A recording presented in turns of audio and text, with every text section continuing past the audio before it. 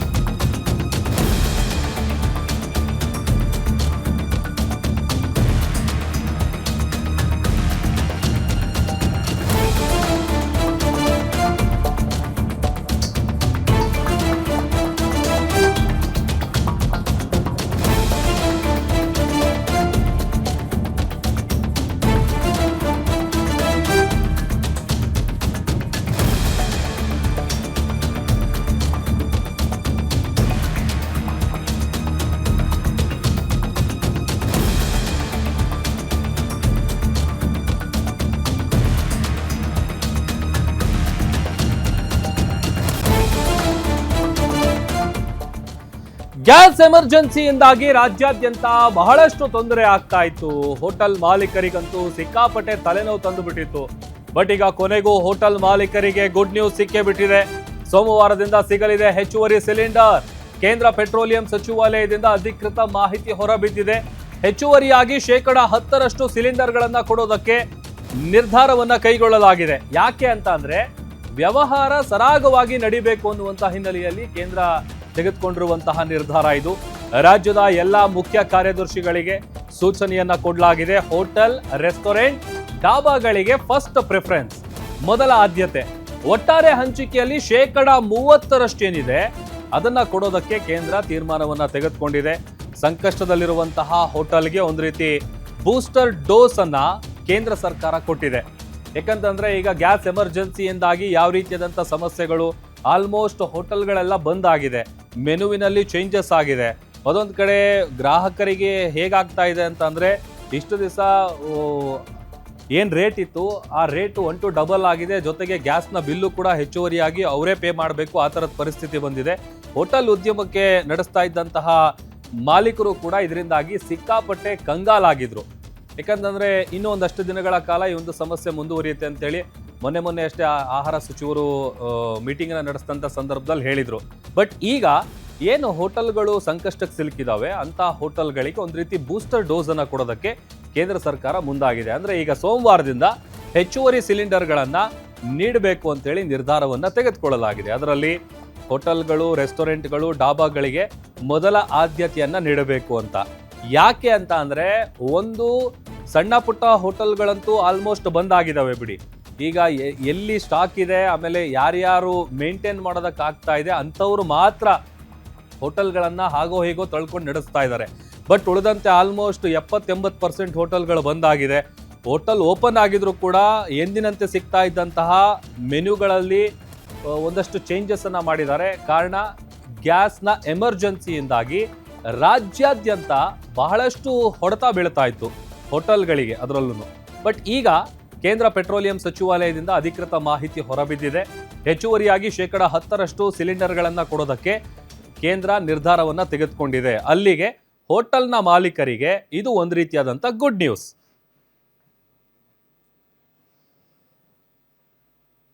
ಮತ್ತಷ್ಟು ಡೀಟೇಲ್ಸ್ ಕೊಡ್ತಾರೆ ನಮ್ಮ metro bureau head Ullas. Live join ಆಗ್ತಾ ಇದ್ದಾರೆ. ಉಲ್ಲಾಸ್, ಗ್ಯಾಸ್ ಎಮರ್ಜೆನ್ಸಿಯಿಂದಾಗಿ ರಾಜ್ಯಾದ್ಯಂತ ಹೋಟೆಲ್ಗಳ ಉದ್ಯಮಕ್ಕೆ ಬಹಳಷ್ಟು ಹೊಡೆತ ಬೀಳ್ತಾ ಇತ್ತು. ಬಟ್ ಈಗ ಸೋಮವಾರದಿಂದ ಹೆಚ್ಚುವರಿ ಸಿಲಿಂಡರ್ಗಳು ಸಿಗುತ್ತೆ ಅಂತೇಳಿ ಗೊತ್ತಾಗ್ತಾ ಇದೆ. ಇದು ಈಗಿರುವಂಥ ಸಮಸ್ಯೆನ ಪರಿಹರಿಸೋದಕ್ಕೆ ಎಷ್ಟರ ಮಟ್ಟಿಗೆ ಉಪಕಾರಿ ಅಂತ? ಪ್ರಭು, ಕಳೆದ 11 ದಿನಗಳಿಂದ ಬೆಂಗಳೂರು ಸೇರಿದಂತೆ ಇಡೀ ದೇಶಾದ್ಯಂತ ಕಮರ್ಷಿಯಲ್ ಸಿಲಿಂಡರ್ ಅಭಾವ ಹೆಚ್ಚಾಗಿತ್ತು. ಹೀಗಾಗಿ ಕಮರ್ಷಿಯಲ್ ಸಿಲಿಂಡರ್ ಅಂದರೆ ನಿಗದಿತ ವೇಳೆಗೆ ಸಿಗದಿತ್ತು ಇರೋದ್ರಿಂದ ಬಹುತೇಕ ಅಂದರೆ ಇಡೀ ನಾವು ರಾಜ್ಯದಲ್ಲಿ ನಾವು ನೋಡ್ತಾ ಹೋಗೋದಾದರೆ 40% ಹೋಟೆಲ್ ಈಗಾಗಲೇ ಬಾಗಿಲು ಮುಚ್ಚಿದ್ವು. ಇದೀಗ ರಾಜ್ಯ ಸರ್ಕಾರ CMಗೆ ಆಗಿರ್ಬೋದು ಮತ್ತು ಕೇಂದ್ರ ಸರ್ಕಾರಕ್ಕೂ ಕೂಡ ಹೋಟೆಲ್ ಮಾಲೀಕರು ಮನವಿಯನ್ನು ಮಾಡ್ತಾ ಇದ್ರು, ಪತ್ರಗಳನ್ನು ಬರೆದಿದ್ರು. ಈಗಿರುವಂಥ ಸಮಸ್ಯೆಗಳನ್ನು ಬಗೆಹರಿಸಿ ಪ್ರಿಯಾರಿಟಿ ಆಧಾರದ ಮೇಲೆ ಹೋಟೆಲ್ನವರಿಗೆ ನೀವು ಕಮರ್ಷಿಯಲ್ ಸಿಲಿಂಡರ್ನ ಪೂರೈಕೆ ಮಾಡಿ ಅನ್ನುವಂಥ ಒಂದು ಮನವಿಯನ್ನು ಮಾಡಿದರು. ಇದೀಗ ಕೇಂದ್ರ ಪೆಟ್ರೋಲಿಯಂ ಸಚಿವಾಲಯ ಹೋಟೆಲ್ ಮಾಲೀಕರ ಮನವಿಗೆ ಸ್ಪಂದನೆಯನ್ನು ಮಾಡಿರುವಂಥದ್ದು 7ನೇ ಅಂದರೆ ಸೋಮವಾರದಿಂದ ಮುಂಬರುವಂಥ 23ನೇ ತಾರೀಕಿಂದ ಹೆಚ್ಚುವರಿಯಾಗಿ ಈಗ ಕೊಡ್ತಾ ಇರುವಂಥ ಸಿಲಿಂಡರ್ನ ಪೈಕಿ ಹೆಚ್ಚುವರಿಯಾಗಿ 10% ಸಿಲಿಂಡರ್ನ ಪೂರೈಕೆ ಮಾಡ್ತೀವಿ ಅನ್ನುವಂಥ ಒಂದು ಸೂಚನೆಯನ್ನು ಕೊಟ್ಟಿದೆ.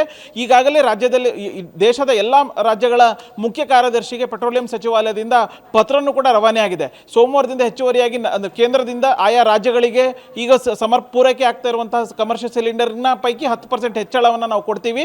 ಪ್ರಿಯಾರಿಟಿ ಆಧಾರದ ಮೇಲೆ, ಅದರಲ್ಲೂ ಹೋಟೆಲ್ಲು, ಡಾಬಾ, ರೆಸ್ಟೋರೆಂಟ್ಗಳಿಗೆ ನೀವು ಪ್ರಿಯಾರಿಟಿಯನ್ನು ಕೊಡಬೇಕು. ಮೊದಲ ಆದ್ಯತೆಯನ್ನು ಕೊಟ್ಟು ನೀವು ಈ ಒಂದು ಹೆಚ್ಚುವರಿ ಸಿಲಿಂಡರ್ ಏನು ಕೊಡ್ತಾ ಇದ್ದೀವಿ ಈ ವರ್ಗಗಳಿಗೆ ನೀವು ಕೊಡಬೇಕು ಅನ್ನುವಂಥ ಒಂದು ಸೂಚನೆಯನ್ನು ಕೊಟ್ಟಿದೆ.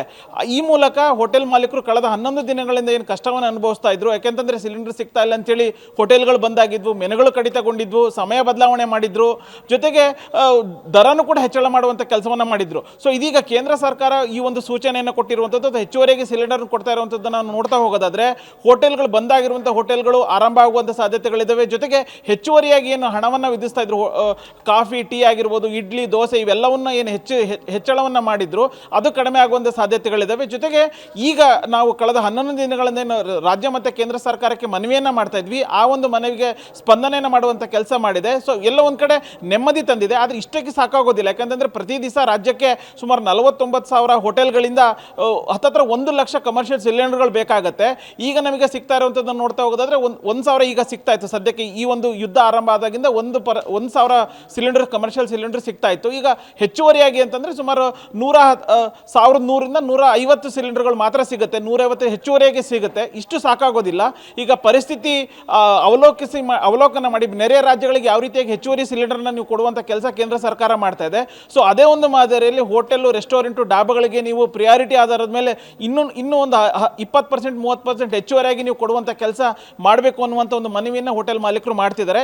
ಈಗ ಸದ್ಯಕ್ಕೆ ಸಿಗ್ತಾ ಇರುವಂತಹ ಒಂದು ಖುಷಿಯ ವಿಚಾರ ಏನು ಅಂತಂದರೆ ಬಹುತೇಕ ಬಂದಾಗಿರುವಂಥ ಸಣ್ಣ ಪುಟ್ಟ ಹೋಟೆಲ್ಗಳಾಗಿರ್ಬೋದು, ಬೇಕರಿಗಳಾಗಿರ್ಬೋದು, ಕಂಡಿಮೆಂಟ್ಸ್ಗಳು ಇವೆಲ್ಲವೂ ಏನು ಸಂಕಷ್ಟದಲ್ಲಿದ್ದು ಆ ಒಂದು ಸಂಕಷ್ಟಕ್ಕೆ ಈಗ ತಾತ್ಕಾಲಿಕವಾಗಿ ಬ್ರೇಕ್ ಬೀಳುವಂಥ ಸಾಧ್ಯತೆ ಇದೆ. ಪ್ರಭು ಉಲ್ಲಾಸ್, ಈಗ ಈ ನಿರ್ಧಾರದಿಂದಾಗಿ ಈ ಸಮಸ್ಯೆಗೆ ಎಷ್ಟು % ಇವಾಗ ಇದು ಮಾಡ್ಬೋದು ಅಂತ ಅಂದರೆ ಈಗ ಹಿಂದೆ ಈಗೇನು 11 ದಿನಗಳಿಂದ ಅನುಭವಿಸ್ತಾ ಇರುವಂಥ ಈ ಮೆನುಗಳಲ್ಲಿ ಕಡಿತ ಆಗಿರೋದು, ಹಂಗೆ ಸೋಮವಾರದಿಂದ ಯಥಾ ಪ್ರಕಾರವಾಗಿ ಮುಂಚೆ ಹೇಗಾಗ್ತಿತ್ತು ಅದೇ ರೀತಿಯಾಗಿ ಹೋಟೆಲ್ಗಳು, ರೆಸ್ಟೋರೆಂಟ್ಗಳು, ಡಾಬಾಗಳು ರನ್ ಆಗುತ್ತಾ, ನಿರೀಕ್ಷೆ ಮಾಡ್ಬೋದಾ, ಏನು ಕತೆ ಅಂತ?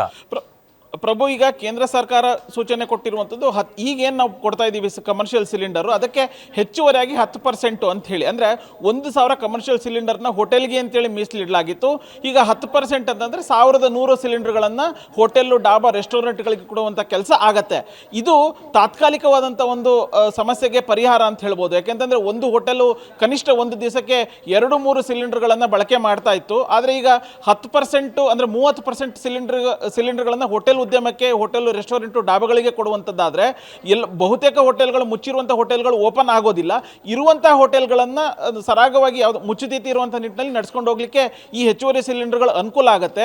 ಸೊ ಕೇಂದ್ರ ಸರ್ಕಾರ ಮತ್ತೊಂದು ಒಂದು ಮಾತನ್ನು ಹೇಳಿದೆ, ಮುಂದಿನ ದಿನಗಳಲ್ಲಿ ಸಮಸ್ಯೆ ಬಗೆಹರಿದ್ರೆ ಮತ್ತಷ್ಟು ಹೆಚ್ಚುವರಿ ಸಿಲಿಂಡರನ್ನು ಕೊಡುವಂಥ ಕೆಲಸ ಕೇಂದ್ರದಿಂದ ಆಗತ್ತೆ. ಸೊ ಅಲ್ಲಿವರೆಗೂ ಈ ಒಂದು ಹೆಚ್ಚುವರಿ ಸಿಲಿಂಡರ್ ಅಂದರೆ 30% ಏನು ಕೊಡುವಂಥ ಕೆಲಸ ಆಗ್ತದೆ, ಅದರಲ್ಲೇ ಹೋಟೆಲ್ಲು, ಡಾಬಾ, ರೆಸ್ಟೋರೆಂಟು, ಬೇಕರಿ ಮತ್ತು ಕಾಂಡಿಮೆಂಟ್ಸ್ಗಳನ್ನು ನಡ್ಸ್ಕೊಂಡು ಹೋಗಬೇಕು ಅನ್ನುವಂಥ ಒಂದು ಮಾತನ್ನು ಕೂಡ ಕೇಂದ್ರ ಸರ್ಕಾರ ಹೇಳಿದೆ. ಪ್ರಭು, ಈಗ ಮುಂಚೆ ಥರ ಹೋಟೆಲ್ಗಳು ನೀಟಾಗಿ ಯಾವುದೇ ರೀತಿಯಾದಂಥ ಸಮಸ್ಯೆ ಇಲ್ಲದೆ ನಡಿಬೇಕು ಅಂತಂದರೆ ಬಹುಶಃ ಇನ್ನೂ ಎಷ್ಟು ದಿನಗಳು ತಗೊಳ್ಬೋದು ಉಲ್ಲಾಸ್ ಅಂತ? ಪ್ರಭು, ಈಗ ಸಿಗ್ತಾ ಇರುವಂತಹ ಮಾಹಿತಿ ಪ್ರಕಾರ ಯುದ್ಧ ದಿನದಿಂದ ದಿನಕ್ಕೆ ಅದರ ತೀವ್ರತೆಯನ್ನು ಹೆಚ್ಚಿಸ್ಕೊಳ್ತಾ ಇದೆ. ಒಂದು ಕಡೆ ಇರಾನು, ಇಸ್ರೇಲ್, ಅಮೆರಿಕ ನಾನು ಸೋಲೋದಿಲ್ಲ ಅನ್ನುವಂಥ ನಿಟ್ಟಿನಲ್ಲಿ ಯುದ್ಧಗಳನ್ನು ಮಾಡ್ತಾ ಇದೆ. ಆದರೆ ಯುದ್ಧ ಈಗ ಕೇಂದ್ರ ಸರ್ಕಾರ ಆಗಿರ್ಬೋದು ಮತ್ತು ಪೆಟ್ರೋಲಿಯಂ ಸಚಿವಾಲಯನೂ ಕೂಡ ಹೇಳ್ತಾ ಇರುವಂಥದ್ದು, ಯುದ್ಧ ತಣ್ಣಗಾದರೆ ಮಾತ್ರ ಈಗಿರುವಂತಹ LPG ಸಮಸ್ಯೆ ಆಗಿರ್ಬೋದು ಇವೆಲ್ಲವೂ ಕೂಡ ಬಗೆಹರಿಯುತ್ತೆ. ಆದರೆ ಯುದ್ಧ ತಣ್ಣಗಾಗಲಿಲ್ಲ ಅಂತಂದರೆ ಈಗ ಸಮಸ್ಯೆ ಇನ್ನೂ ಕೂಡ ಮುಂದುವರಿಯುತ್ತೆ. ಈಗ ಮೂಲಗಳ ಪ್ರಕಾರ ಭಾರತಕ್ಕೆ ಬರಬೇಕಾಗಿರುವಂಥ ಹಡಗು ಹರ್ಮಜ್ ಜಲಸಂಧಿಯಿಂದ ಸರಾಗವಾಗಿ ಬರ್ತಾ ಇದೆ, ಯಾವುದೇ ಸಮಸ್ಯೆ ಆಗ್ತಾ ಇಲ್ಲ. ಆದರೆ ಪರಿಸ್ಥಿತಿ ಯಾವ ರೀತಿಯಾಗಿರುತ್ತೆ ಅಂತ ಹೇಳಕ್ಕೆ ಬರೋದಿಲ್ಲ. ನಾಳೆ ನಾಡಿದ್ದು ಮತ್ತಷ್ಟು ಬಿಗಡಾಯಿಸಿದ್ರೆ ಭಾರತಕ್ಕೆ ಬರುವಂಥ ಹಡಗುಗಳ ಮೇಲೂ ಕೂಡ ಕ್ಷಿಪಣಿ ದಾಳಿ ಆಗುವಂಥ ಸಾಧ್ಯತೆಗಳಿದ್ದಾವೆ. ಸೊ ಹಾಗಾಗಿ ಪರಿಸ್ಥಿತಿ ಅವಲೋಕಿಸಿ ನಾವು ಈ ತೀರ್ಮಾನವನ್ನು ಮಾಡಿದ್ದೀವಿ. ಯುದ್ಧ ತಣ್ಣಗಾಗಿ ಭಾರತಕ್ಕೆ ಬರುವಂಥ ಹಡಗುಗಳು ನಿರಂತರವಾಗಿ ಹಿಂದೆ ಯಾವ ರೀತಿಯಾಗಿ ಬರ್ತಾ ಇತ್ತು ಆ ರೀತಿಯಾದಂಥ ಹಡಗುಗಳು LPG ಪೆಟ್ರೋಲಿಯಂ ಪ್ರಾಡಕ್ಟ್ಗಳನ್ನು ತುಂಬಿಕೊಂಡು ಬರ್ತಾ ಇದ್ದಂಥ ಹಡಗುಗಳು ಸರಾಗವಾಗಿ ಬಂದರೆ ಸಮಸ್ಯೆ ಬಗೆಹರಿಯುತ್ತೆ. ಸೊ ಸಮಸ್ಯೆ ಬಗೆಹರಿಬೇಕು ಅಂತಂದ್ರೆ ಅಂತಂದ್ರೆ ಯುದ್ಧ ತಣ್ಣಗಾಗಬೇಕು. ಯುದ್ಧ ತಣ್ಣಗಾಗಲಿಲ್ಲ ಅಂತಂದರೆ ಈ ಒಂದು ಪರಿಸ್ಥಿತಿ ಇದೇ ರೀತಿ ಮುಂದುವರಿಯುತ್ತೆ. ಅದು ಎಷ್ಟು ದಿವಸ ಮುಂದುವರಿಯುತ್ತೆ ಯುದ್ಧ ಅನ್ನೋಂಥದ್ದು ನಾವು ಹೇಳೋಕ್ಕೆ ಸಾಧ್ಯ ಆಗೋದಿಲ್ಲ. ಯಾಕೆಂತಂದರೆ ಇರಾನು, ಇಸ್ರೇಲ್, ಅಮೆರಿಕ ಈ ಒಂದು ಯುದ್ಧವನ್ನು ನಿಲ್ಲಿಸಬೇಕಾ ಬೇಡವಾ ಅನ್ನೋಂಥದ್ದನ್ನ ತೀರ್ಮಾನ ಮಾಡಬೇಕಾಗತ್ತೆ. ಸೊ ಅಲ್ಲಿವರೆಗೂ ಇದೇ ರೀತಿಯಾದಂಥ ಒಂದು ಪರಿಸ್ಥಿತಿ ಮುಂದುವರಿಯುತ್ತೆ ಅನ್ನುವಂಥದ್ದು ಸ್ಪಷ್ಟವಾಗಿ ಗೊತ್ತಾಗ್ತಾ ಇದೆ. ಓಕೆ, ಥ್ಯಾಂಕ್ ಯು ಉಲ್ಲಾಸ್ ನಿಮ್ಮೆಲ್ಲ ಡೀಟೇಲ್ಸ್ಗಾಗಿ.